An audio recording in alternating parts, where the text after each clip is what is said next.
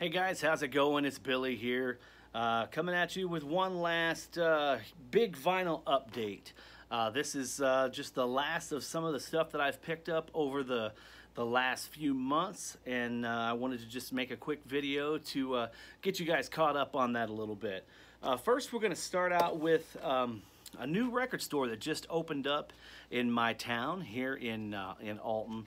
I know you guys, I say St. Louis, but that's just for convenience, you know, because you tell somebody Illinois, they automatically think Chicago, but I am closer to St. Louis. I'm about 30 minutes from St. Louis, but on the Illinois side.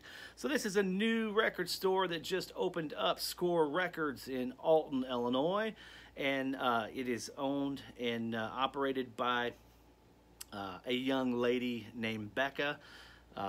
Really super sweet girl, knowledgeable on her music and passionate about her music. It's a pretty small record store, but she has great taste, great selection, a lot of new stuff. Not quite so much on the used yet. Like I said, it's a small store. She's just getting started. So if you're ever in the St. Louis area or Alton, Illinois area, do yourself a favor, stop in and talk to Becca at Score Records and give her a little bit of business. So what I wanted to do is stop in on the first week she was open and kind of support a local business, because myself, I am a local business owner. I have my own photography business that myself and my wife run here in the area, so it's always great to support local business. So I went in and I was kind of initially, you know, didn't know what to think. Anytime you go into a new record store. So walked in and was immediately welcomed, which was kind of rare for a record store. You know, normally most record store owners are rude and obnoxious assholes, to say the least, or at least the employees that work there. You know, they kind of, I don't know if it's maybe one of those things that is just kind of assumed that that's how you have to be in a record store, which you don't, by the way. You don't have to be pretentious and act like you know everything or you're better than the customer. But that's kind of the vibe that we get, you know, when you go in. I get that more times than not going into record stores. There are a few that they've slowly climbed up my list. Well, not slowly, they've actually shot up to the top of my list of favorite record stores in the area, just because, maybe not due to selection or location, definitely not location, because a couple of my favorite record stores are far away. By far away, I'm talking 45 minutes to an hour away. But with that being said, they're great people, great customer service, nice, friendly staff, and decent selection. So again, Score Records, Becca, Alton, Illinois. First week open, went in and didn't really need anything, but wanting to support local business. She had a beautiful copy of the MOV pressing of Alice in Chains Dirt, which I did not have, and the price was too good to pass up. Brand new, in the shrink, 20 bucks out the door. I'm going to buy that all day long. This would have cost me well more than that in St. Louis. Thank you for this, Becca. Great record. Great shop, by the way. So that was all I left with the first day. And then about 3 weeks later, I went back in, and she had probably quadrupled her inventory, which was awesome. So she'd been open a month, and business had been great. I talked to her. She said, you know, everybody is, the word's starting to get out. As you know, with a new local business, a small business, it's really just word of mouth. So I try to do what I can on social media and encourage everybody to do what they can on social media. If you've got a record store that you love to frequent and you want them to hang around, not only go in there and patronize them, you know, do business with them, but let all your friends know that that's where you do business and that's where they should do business. So I went back in 3 weeks later. Took her a handful of, well, way more than a handful of used vinyl, not junk. I had bought a collection let a handful of people go through it, picked what they wanted. I already took out what I wanted, and there was still some decent titles in there, but why do I need 10 copies of Prince Purple Rain, or why do I need 4 copies of Ziggy Stardust? There were things that were in there that were in probably overall VG plus condition, but some things were a little, maybe just VG. But the bottom line is she was sorely lacking used vinyl, and I thought, you know what? A friend of mine gave me this vinyl. This was the friend of mine that I went to high school with, and it gave me a whole lot of records. I'd say maybe 300 or 400 records. A little less than a month ago, maybe 3 weeks ago, 2 or 3 weeks ago. I went through some stuff. Mitch went through some stuff. Brandon went through some stuff. George got a couple things. Memphis Vinyl Gem got a couple things. A couple of you guys might have some VCLT packages coming your way. But with all that being said, I needed to pass along the good karma. You guys always ask how I get this stuff. I firmly believe in karma. I know there's a lot of you guys out there who believe that as well. You do one good thing, it comes back to you 10 times over. I don't care if it comes back to me 10 times over, but I get good things handed down to me, so I feel I must do the right thing and do good things for other people. That's how I live my life. Take it or leave it, guys. That's just how it is. And so I wanted to pass the goodwill along, and I told my buddy who gave me these, I knew when I got them that a lot of this stuff I was not going to need. My sister got a bunch of the stuff. My sister collects as well, as you guys know. And I told him, I asked him, is it okay, do you mind if I pass this along to the lady who just opened this record store down in Alton? And he was like, absolutely. As a matter of fact, I was going to take these down there if you didn't want them. So, Dave, thank you for the collection. I greatly appreciate it. And it went to not only a good home here, but my buddy Mitch, my buddy Brandon, my buddy George, my buddy Memphis Vinyl Jim, my sister Wendy, and now it's down at Score Records. So you can go down to Score Records again if you're in the area and check it out. But whenever I dropped off these records with her, with Becca, I let her know that there was nothing. I didn't want anything back in return. I was just doing a favor. So she was very, very appreciative of that. And while I was there, I supported her business again. So I left there with a couple of things. First, I'm going to show you this one. She had and so, like I said, this girl is 21 years old, I believe.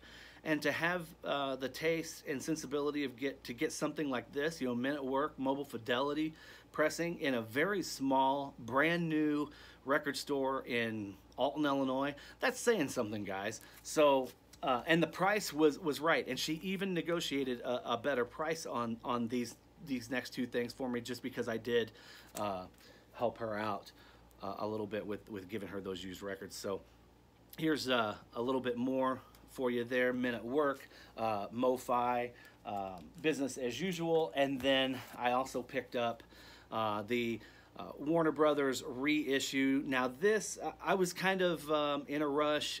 I would say I was suckered or tricked a little bit. There was a sticker on here, the Warner Brothers reissue, that I thought was the same reissue, the 2 LP reissue, pressed at Quality Records, but just like my Paranoid was, which is the best sounding pressing of that record that I own. However, once I got this home, I realized it was just the single LP version. It was not the 2 LP version, but that's my fault for not paying enough attention at the record store. It still sounds good, but honestly, I'm probably going to get rid of this and end up getting the QRP version, the 2-disc Warner Brothers reissue of this. So those were the two other things I left with from Score Records in Alton. Like I said, it's a new record store here in town. Then one of my other favorite places to, let me pull these things closer to me. One of my other favorite stores to go in and do business with is some people call it HIT, or other people call it just the music record shop or the music record store. on Locust in downtown St. Louis. Reason they call it Hit because it's in the Hit building. It's in a loft. It's on the second floor of a loft, and it is a great store. It's becoming one of my go-to stores here in the city.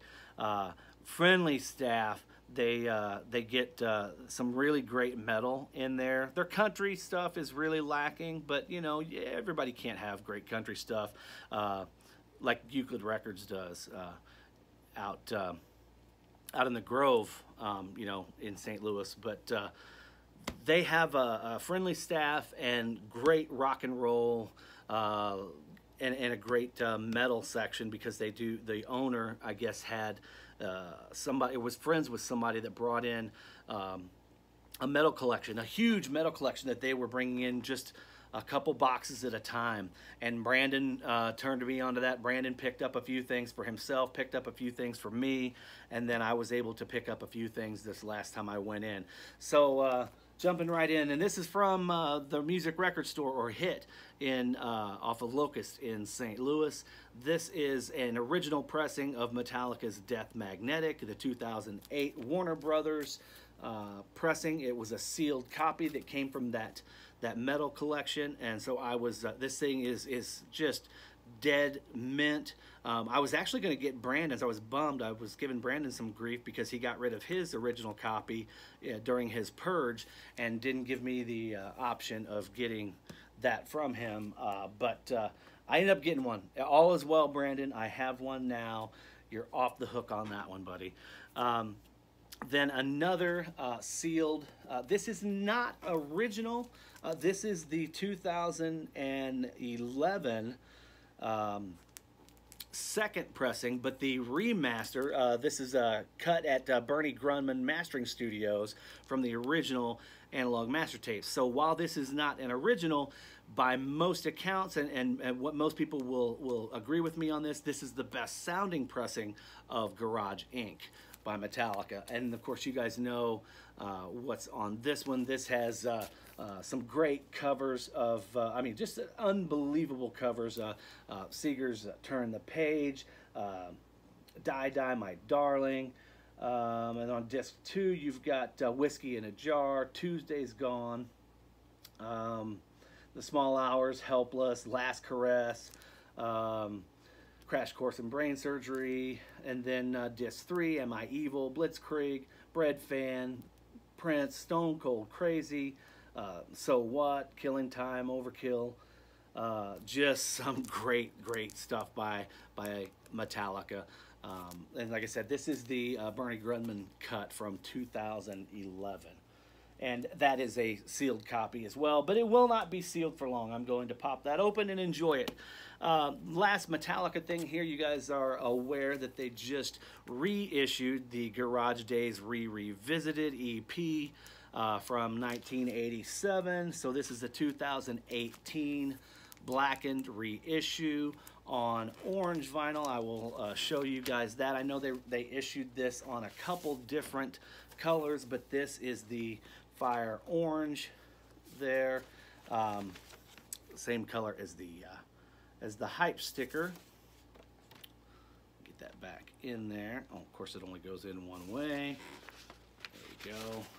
But what I will tell you on this, I was originally not going to, I wasn't real excited about this whenever I heard they were going to be putting this back out, so I was going to pass on this. But a couple of my friends said that they had picked it up, so I waited probably 3 or 4 weeks to get this. But a couple of my friends had picked it up, and I saw David Michaels' review on this, and I trust David Michaels' take on a lot of things. I trust his opinion on a lot of things, and he was spot on. The difference about this is a great pressing. While they still were able to keep the demo feel of this, it does sound better. It opens up, it breathes, it lives a little bit better than the original. That if you have the original, you can discern, you can tell the difference between the guitars. You know, the two guitars. You can tell the difference between James' guitar and Kirk's guitar, which they blended together. It was just piss poor EQ. whenever they cut the original. This time they went back and separated the EQ, put them in their own ear space, and it sounds great. It really does sound great. It still maintains that demo feel, that raw energy that they intended it to have, but it does sound great. And for 17 bucks or 15 bucks, whatever it was, it is well worth having and adding to your collection. Trust me on that one, especially if you're a fan of the original. So that was another thing that I picked up at St. Louis music record store, Hit, and there were, what, one, two, there's a handful more things. So, like I said, I picked up a few things there. This came from the metal collection as well. This is the early Pantera, I Am the Night. You can see them on the back. Now, this is before Phil joined the band. This is Terry, but you still got Dime and Vinny and Rex, and this is a little bit more hair metal, you know, hair rock. Phil definitely brought that sludge and heaviness to the band when he came on just a few years later. So this is from 1985, and I believe Phil came around in '87. So this was one that I did not have, but I was stoked to have. It does have some wear to it. I would still say it is a solid VG, borderline VG plus. The record is flawless inside, but I'm so glad to have that in the collection. Still need just a couple more things to fill out my Pantera vinyl collection. This is one that I picked up at a record show a couple of years ago and gave it to my sister, and have been kicking myself ever since. This is a RCA Victor repress of Elvis's first album. So this, as you can see, still has the original price tag, Boot Heel Records, $4.97. But this is the 1956 debut from Elvis. Like I said, again, on the RCA Victor label. Glad to have this. This plays beautifully and sounds great. Of course, so many covers on here. Blue Suede Shoes, an old Carl Perkins tune, which Elvis obviously made popular, but Tutti Frutti, Blue Moon, Money Honey, good stuff. You know, definitely not anything anybody will say would be Elvis's best work, but still something that you've got to have, and I'm glad to finally have that back in the collection. And then a couple discount things they kind of threw in. I bought these the day that I ended up getting the Pantera and the Elvis, so they threw these in, which glad to always have some more Jason and the Scorchers in the collection. I think they were asking $5 or $9. No, this is an actual, like an old vintage vinyl sticker from back in the day. But he was asking $4 or $5 for these, and he did throw these in.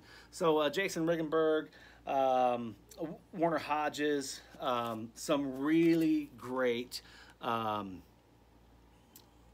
guess, I mean, it's country, but it's country rock. It's different.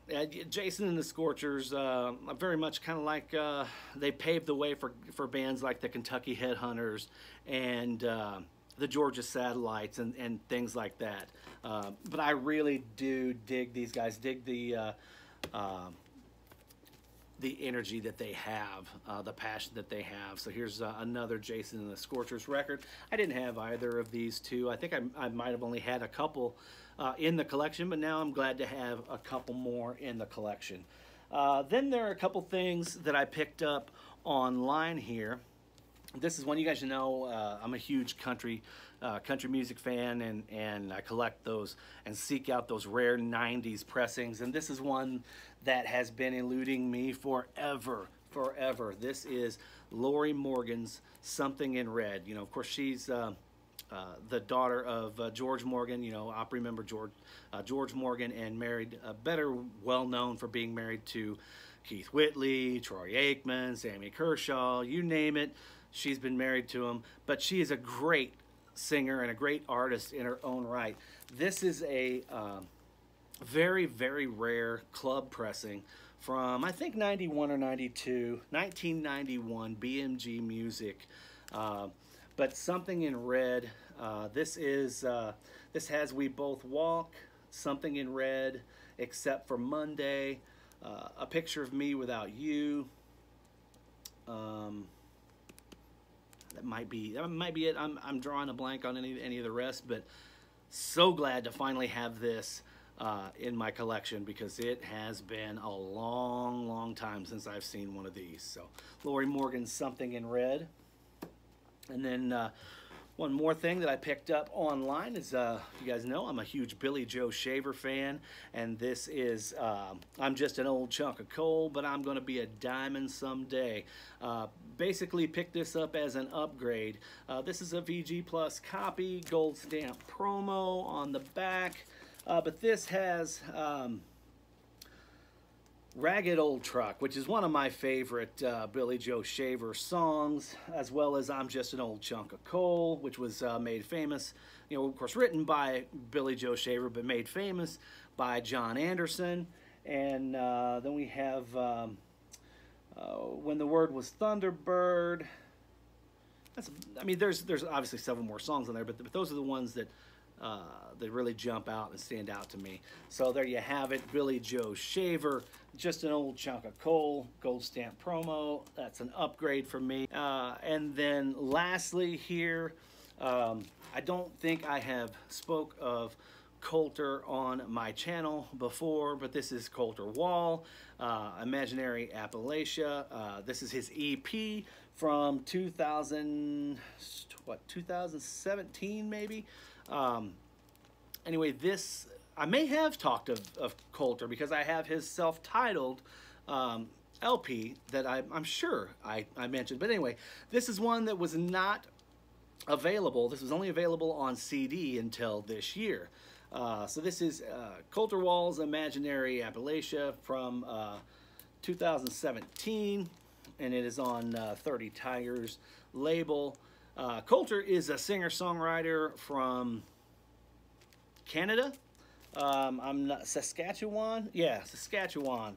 But if you haven't heard Colter Wall, you've got to do yourself a favor. And if you like country music or folk, singer-songwriter type stuff, give this guy a chance.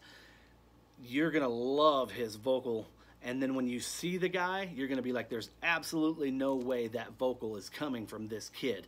This kid's like 20, early 20s, but he sounds like he's 70. It's unbelievable. So the first thing I heard was Sleeping on the Blacktop.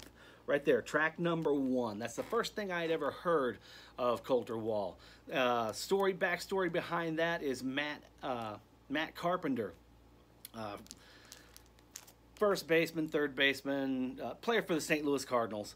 You know, these guys have their walk-up songs. And last summer, he had Sleeping on the Blacktop as his walk-up song. And I was like, who is that? It sounds like Johnny Cash just woke up from a winter's nap, you know. And so I went and looked it up and fell in love with the other stuff that I heard from Colter, and ordered his self-titled, which this one, the song that I wanted, wasn't available, so I got his other record and was so glad I got his other record.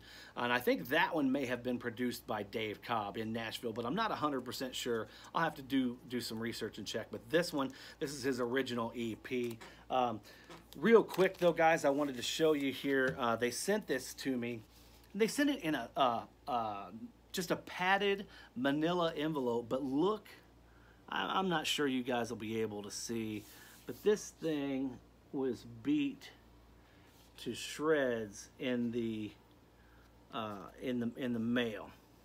You probably can't see it too good, but I was none too happy when I got the package, and it was all, number one, it was just a padded envelope, and then once I opened it up and saw how terrible condition the jacket was in, I emailed them through their customer service email, let them know that they should probably, number one, that the album was received damaged, number two, they need to learn how to package their stuff. I mean, I was nice about it.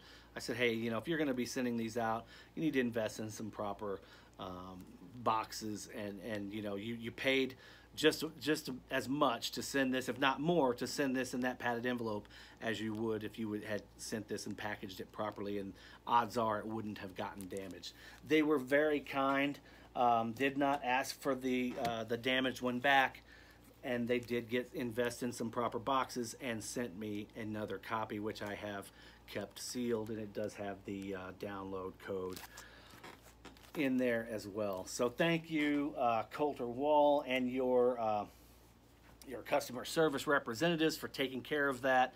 But guys, yeah, do yourself a favor. If you like that stuff, pick up Coulter Wall's music, or go check it out, stream it, and if you like it, buy it. Support these independent artists. So there you have it. That's my vinyl update, and that's probably the last update I'm going to do for a little bit. I'm going to give you guys a break from seeing my mug. But guys, as always, thanks for tuning in. Spend some music this weekend. Have fun. Enjoy your weekend. As always, thank you for tuning in. Take care. Peace.